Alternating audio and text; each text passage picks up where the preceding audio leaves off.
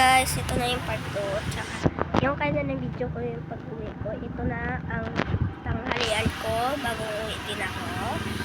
So, bago uwi, di sabi ko, di pala yung 300 million. Hindi ko yun. Mag-comment. Opo, mag-comment kayo ng 1 million today po. Tapos po, ng 1 million, susuotin ko tong unicorn na to. Gising na po yung kapatid ko. Hello, April. Tulog kayo po na.